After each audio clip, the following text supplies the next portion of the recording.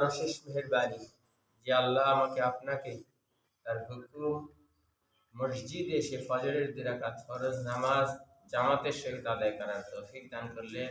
এই জন্য আমরা সবাই শুকরিয়া জ্ঞাপন করে বলি আলহামদুলিল্লাহ। আলহামদুলিল্লাহ। আমাদের আজকের আলোচনার বিষয় দায়বদ্ধ। আউযু বিল্লাহি মিনাশ শাইতানির রাজিম। বিসমিল্লাহির রহমানির রহিম। কুল্লু নাফসিন বিমা কাসাবাত রাহিনা। কোরআন শরীফের 29 পারায় 74 নম্বর সূরা, সূরা আল মুদাসসির এর 38 নম্বর আয়াত, যে কুল্লু নাফসিন বিমা কাসাবাত রাহিনা, প্রত্যেক ব্যক্তি নিজ কৃতকর্মের দায়ে আবদ্ধ।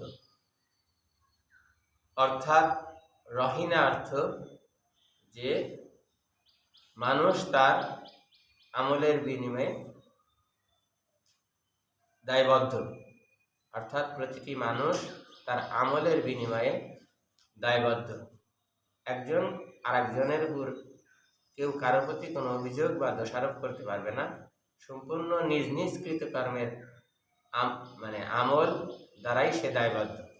এই আমলই তাকে আযাব থেকে পরিত্রাণ দিবে যদি তা সৎ হয়, আর এই আমলই তাকে বিপদে ফেলবে বা ধ্বংস করবে যদি তা মিথ্যা হয়।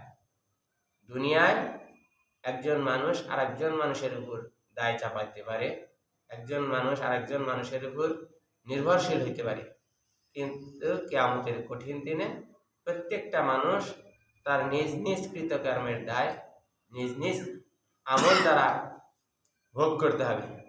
আল্লাহ পাক আমাকে আপনাকে কিয়ামতের কঠিন দিনে আমার আমলই যেন আমাকে রক্ষা করে, আল্লাহ সেই তৌফিক দান করুক।